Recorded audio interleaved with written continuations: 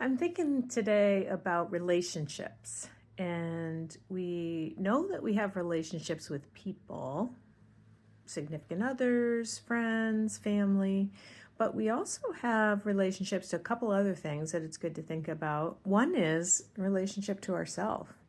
What's your relationship to yourself like? Do you like hanging out with yourself?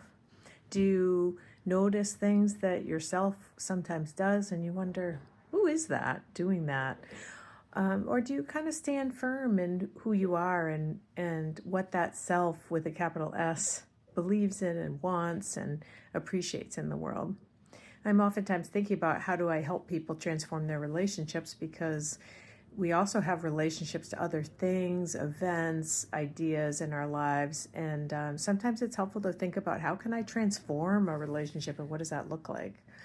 I have been trying to transform my relationship to red eyes.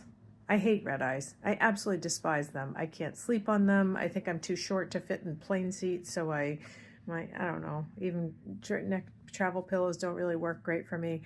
So I have been thinking about how do I change my relationship to them, because sometimes I just have to take a red eye. For work, I oftentimes have to travel long distances, or to travel for fun, I have to do that as well. So I recently had to take a red eye because I was traveling to Israel for work. And as I got ready for this, I thought, I can do this. I can have a really appreciative and positive relationship with my red eye.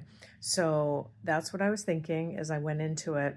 And the funny thing is, it actually was okay. I did get a couple hours. I probably got 3 or 4 hours sleep. I ended up having an empty seat next to me so I could curl up on it and sleep. But partway through the night, I noticed that I was cold, and so I was looking for my puffy coat. Couldn't find it anywhere. I looked on the floor, looked in the seat next to me.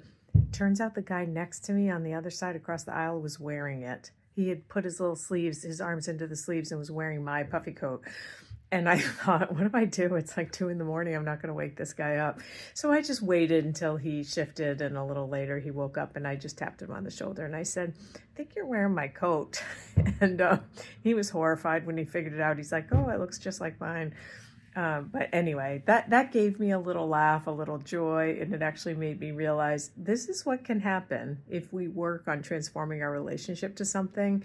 Funny things can happen to help us take ourselves a little more lightly. That same night, I had a nice little pillow I had been sleeping on in between me and this other woman. And then a little while later, she was sleeping on my pillow, lying down right in the middle of in the seats between us, which also gave me a good laugh.